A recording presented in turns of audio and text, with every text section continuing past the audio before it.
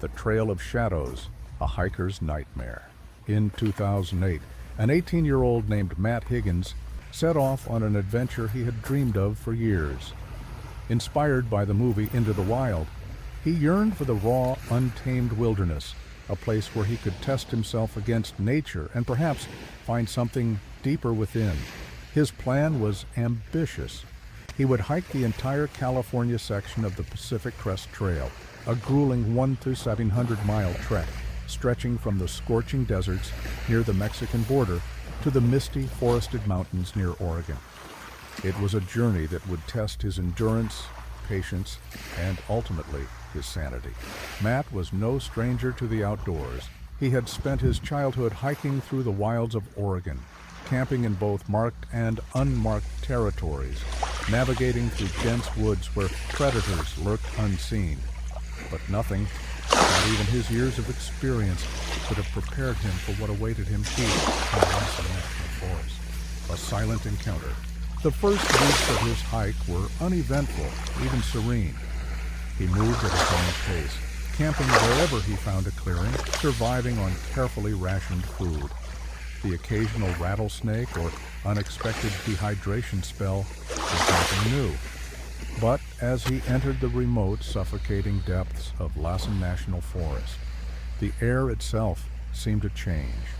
The trees pressed in closer, their gnarled limbs intertwining overhead, casting deep, shifting shadows even in broad daylight. The silence became oppressive. One afternoon, as he rounded a bend in the trail, he saw them. A man and a woman sat on a boulder just off the path. They were dressed entirely in white, loose, flowing clothes that seemed out of place in the rugged wilderness. Their faces were gaunt, their skin pale and smeared with dirt. The man had a thick, wild beard. The woman's hair was long and tangled, but what sent a chill creeping up Matt's spine was their eyes. They weren't merely watching him. They were staring at him, unblinking, their expressions unreadable. The longer he looked, the more unnatural they seemed. Their clothes were ragged, yet they sat in eerie stillness, their posture unnaturally stiff. Something about them felt wrong, as though they had been waiting for him. Matt hesitated, forcing himself to glance away. He muttered a quick hello as he passed them, but they didn't respond. Not a wave, not a nod, not even a flicker of recognition that he had spoken, just those vacant, dead-eyed stares following him as he walked by. Unease prickled the back of his neck, but he shook it off. Maybe they were drifters, maybe they didn't speak English.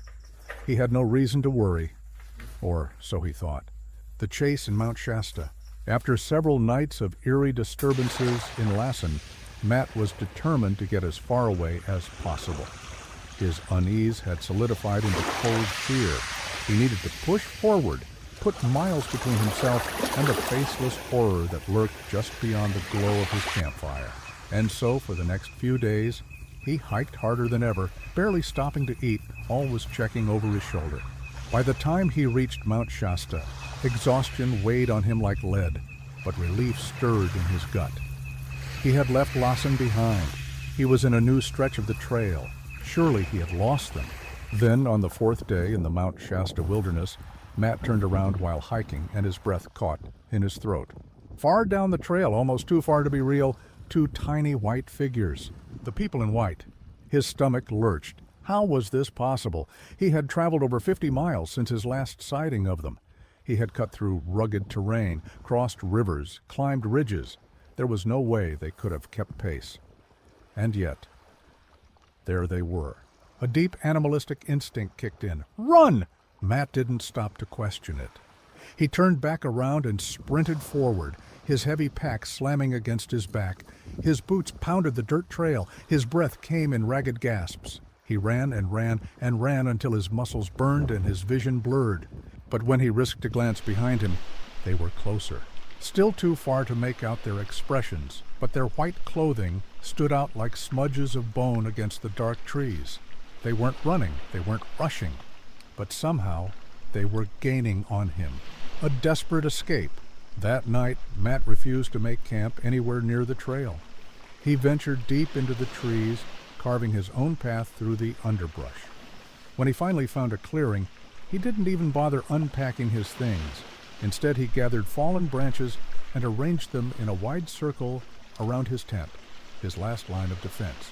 Inside his tent, he clutched his knife, every nerve on high alert. He lay awake for hours, listening. Then, a snap. One of the sticks. Matt's grip on the knife tightened so hard his knuckles ached. He stopped breathing. Then came another step, and another, and then the whispering. It floated in from every direction. Low, urgent murmurs, voices just beneath the threshold of understanding. A conversation he wasn't meant to hear. And then something new. A light. A flashlight beam sliced through the dark, illuminating the fabric of his tent. A shadow moved just outside. The light clicked off. Matt's pulse screamed at him to move. But before he could, there was a rush of footsteps, running footsteps, straight toward his tent. Matt didn't think. He exploded from his sleeping bag, tearing the zipper down in a single, violent motion. He lunged outside, brandishing his knife in wild terror. The forest swallowed him in darkness. His breath came in jagged bursts. Nothing. No figures, no flashlights, no whispering. But they were there. He could feel them. Matt turned and ran. Branches clawed at his arms, his legs. He tripped, stumbled, caught himself, but he didn't stop. He didn't stop running until his lungs burned and his legs screamed for mercy.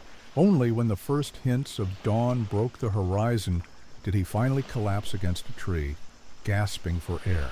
The final escape. Matt reached the small town of Castella, California, later that day. He hadn't eaten. He hadn't slept. He was barely standing.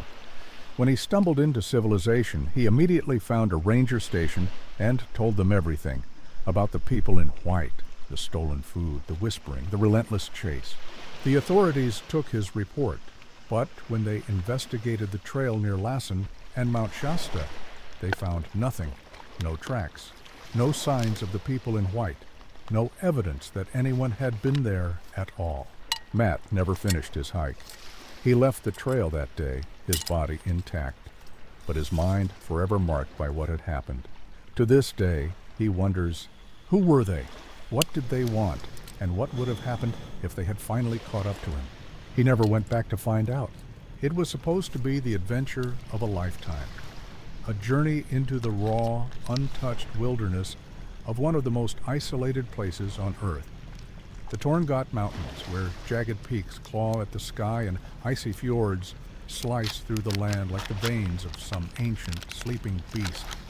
But for 49-year-old Matt Dyer, this adventure would transform into a waking nightmare, one that would leave him battered, broken, and staring into the gaping maw of death itself. The arrival. On July 19, 2013, Matt boarded a tiny 19-seat Twin Otter airplane at Montreal International Airport in Canada.